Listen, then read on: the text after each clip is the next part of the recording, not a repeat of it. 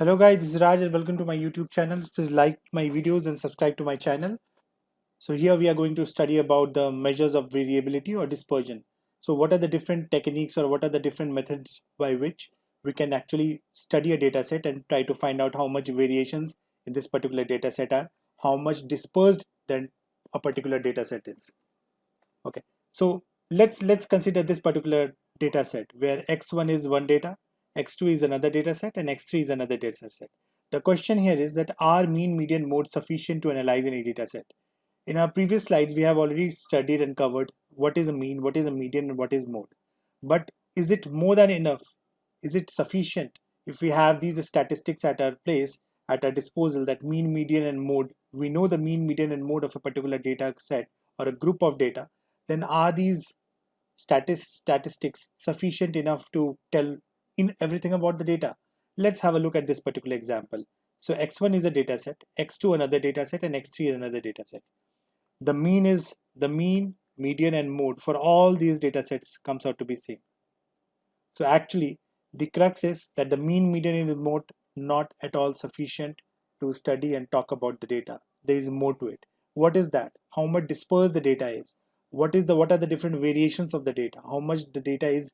What is the variability of the data? Okay, so we'll be studying about the measures of variability or dispersion, and there are different techniques or different statistical measures which are range, interquartile range, variance, standard deviation, and coefficient of variation. Interquartile range we have already studied. Interquartile range we have already studied, where it is actually the difference between the third quartile and the first quartile. So it is the difference between the third quartile and the first quartile. So let me write it out here for you guys. So difference between the third quartile and the first quartile. So this is your interquartile range. Now let's study about the range. What is range? So range is nothing but the smallest number and the largest number in a data set, and just take the difference out of that. That will give you the range. Let's take this example. Here we can see we have frequency of 1 for the number 1. Number 2 is 1 frequency. Number 4 we have 2 occurrences. Number 6 we have 1 occurrence. Number 8 we have 3 occurrences. But what is the range? If you can see, the maximum number here is 13 and the minimum number is 1. Okay. So this is the minimum number and the maximum number is 13. So the range is maximum number minus the smallest number. So the range comes out to be 12. Why the range can be misleading? Let's try to answer this particular question, which actually ignores the way in which the data is distributed. Again, this is because it is sensitive to the outliers. Now take this particular examples. So it is 1, 1, 1, 1, 1, 2, 2, 2, 2, 2, 2, and so on. And suddenly 4 and 5, there is one occurrence of 4 and the 5. So the range comes out to be 5 minus 1, which is 4. Okay.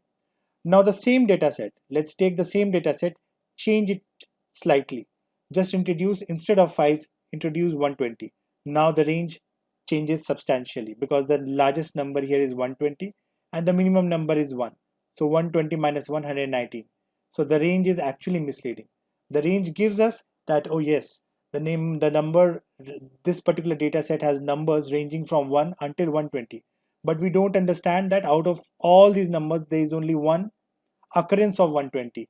Apart from that, if we just omit the 120, the actual range is 1, 2, 3, 4. The actual range is between 1 and 4. It's not 1 and 120. Okay. So the range is actually misleading. Let's take this particular example. So one occurrence of 7, one occurrence of 8, one occurrence of 9, one occurrence of 10, so on. The range comes out to be 12 minus 7 and then 5. And there is one occurrence of 7 and there are 3 occurrences of 12. There is no occurrence of 8, 9. Then also the range comes out to be 5. Okay. So actually it is sensitive to the outliers. It is actually sensitive to the outliers. Like we have mean also sensitive to the outliers. Median is not sensitive to the outliers. Okay, let's understand what is dispersion and the variability. When we say the data is dispersed or not, actually what we mean to say here is whether the data are clustered or they are actually spread out. Okay, so but if you look at this particular data set, the arrangement of this data points. Okay, so this is the entire data set, and the way the data points are arranged here, it is actually clustered. If you say this is actually clustered, so the data points are very close to each other. This is not dispersed. It's the variation, the dispersion is very low here. But if you look at this particular data set, here one of the data point lies here, three of the data points lies here. There are 4 or 5 data points lying here. There is one data point lying here. So if you see the dispersion here, the dispersion here is huge. So the variability is huge, the variation is huge. The data is dispersed here. Okay. So if you say the data are actually spread out here. So here if I talk about dispersion is low, and here the dispersion is high here. So this is the dispersion, the concept of dispersion. Now in the previous slide we saw the data dispersion. Just by looking at the data distribution in the graphical manner, whether we can judge about the variability and the dispersion of the data or not. So the data is clustered, the data is dispersed out. That's how we can judge. But there's a technique actually to calculate the variation, to calculate the standard deviation of the data. And there comes the concept of the variation and the standard deviation. So if you look here, what is the variance? The variance is the average squared deviations of data from the mean. And what is the standard deviation? It is the square root of the variance. Okay. So how do we actually, what are the different notations for the sample variance, sample standard deviations, population variance, and the population standard deviation? So the sample variance is denoted by small s and the square. And the sample standard deviation is the square root of that s square, and actually is just a simple small s. That is the sample standard deviation. What is the population variance? Population variance is given by sigma. Okay, it is given by sigma, which is the sigma sign, sigma square. So this is your population variance. And population standard deviation, again it is the square root of the sigma square, and thus it is the sigma, nothing else. How do we calculate the variance? So in the variance, in the sample, so this is all sample, and here we are talking about the population. Okay. In our previous lectures we have also seen that in case of sample we just take the x bar, which is the mean, of the sample. And how do we denote the mean of a population? Mean of a population is denoted by mu. Okay, so that is the mean of the population. So the sample mean is x bar and the population mean is mu. Okay, that's why you are seeing here x bar and here the mu. Now in case of sample, in our previous lectures we have also talked about, in case of sample the number of data points is shown by n. So here it is all n. Okay, and in case of population the number of data points is denoted by capital N, and that is why here it is n. Otherwise the entire formula remains the same for the variance and the standard deviation. So it is like xi minus x bar and then the whole square of it and divided by n minus 1, okay, where the data points ranges from I is equal to 1 to n, and that will give you the variance of the sample, which is denoted as small s square.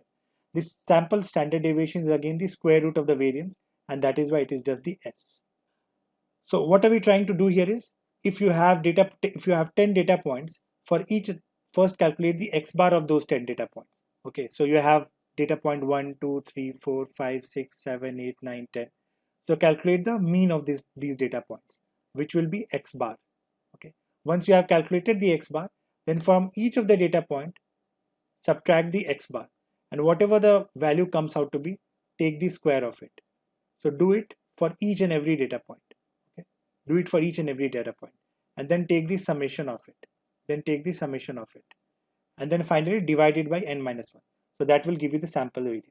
In case of population variance, it is same. The only difference is that we have the mean of the population in the form of mu.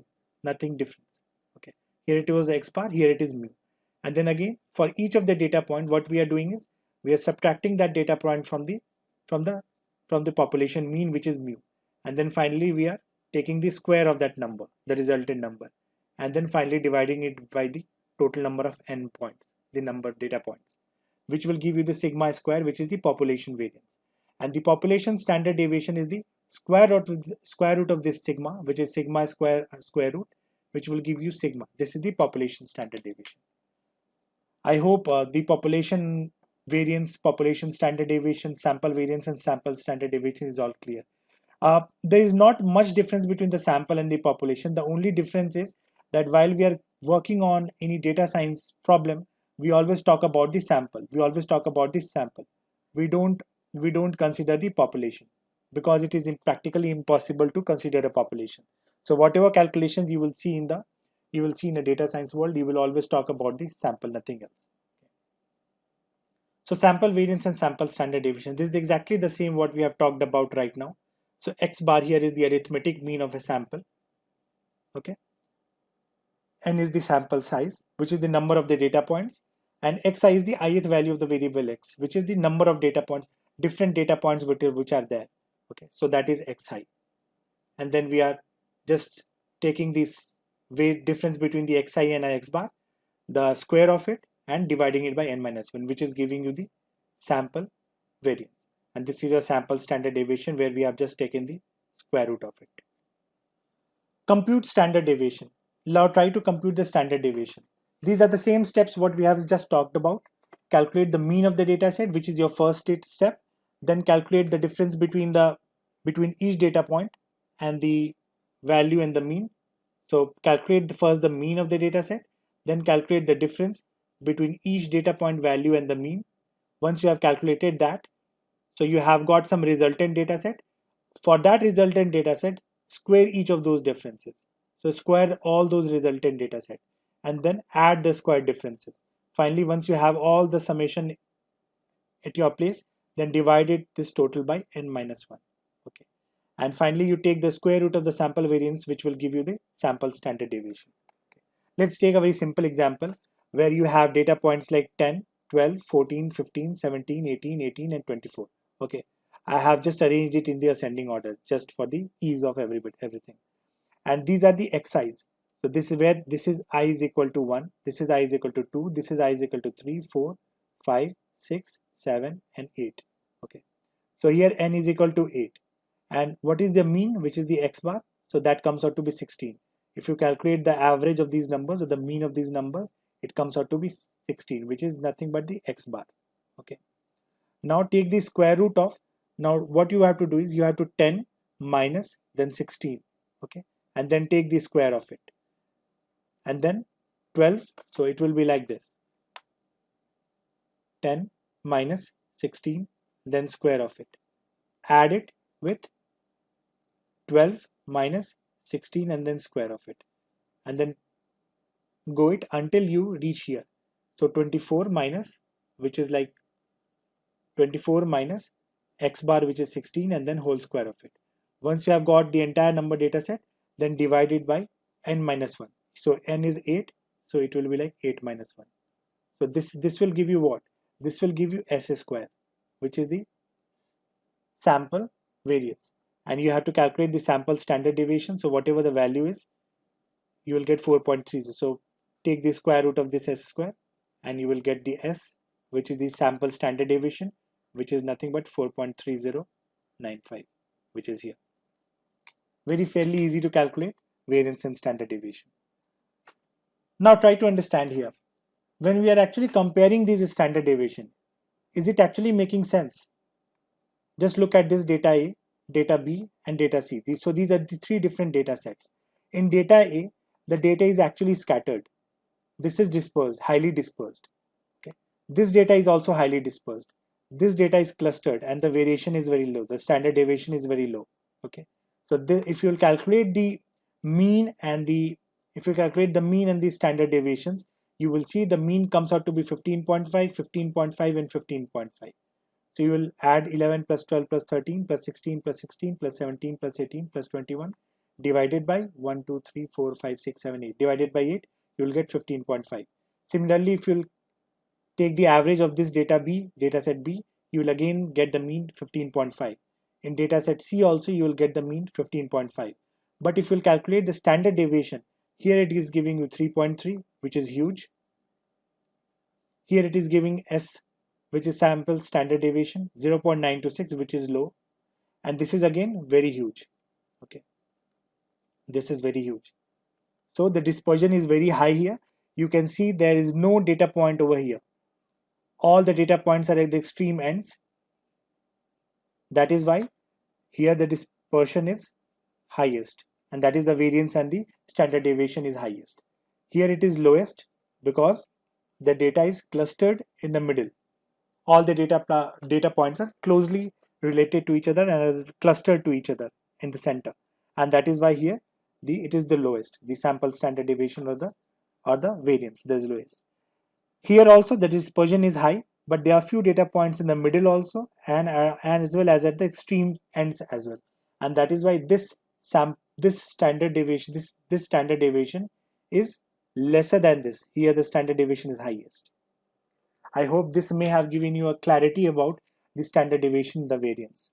Now let's come back to the older set of data where we actually started this entire session, where we had x1 dataset, x2 dataset, and x3 dataset, and where we also see that while we are calculating the mean, median, and mode, we got exactly the same results. There was no difference at all in the results. Now calculate the standard deviation and the variance, and there onwards we started learning about the standard deviation and variance. Why is it actually very important to understand the variability in the dataset, or the deviations, or the dispersion, or the whether the data points are clustered or not? To judge these things, we introduce standard deviation and the variance. Here you would see all the data points are at the same number, which is 99999, and that is why the standard deviation and variance is all 0. There is no variations in the data set. There is no variation in the data set. Here there is no variation. Here you would see the variations are there. Here also the variations are there, but how much? So here the variations are again very low, but here the variations are high, and that is why the variance has come out to be 24, whereas the standard deviation comes out to be 4.9, and here comparatively it is low. So in summary, we can say the more the data are spread out, the greater the range, variance, and standard deviations. We can also say here it is sensitive to the outliers. Sensitive to the outliers. The more the data are concentrated, here we were talking about the data are spread out. The more the data are concentrated, the smaller the range, variance, and the standard deviation. This is very true. This we have already seen. If the values are all the same, there is no variations are there, all these measures will be 0. We have also seen that S is 0 and S square was also 0. Okay. Although the mean, median, and the mode were same. And none of these measures are ever negative. These measures would never be negative. That's all for this particular session. Thank you.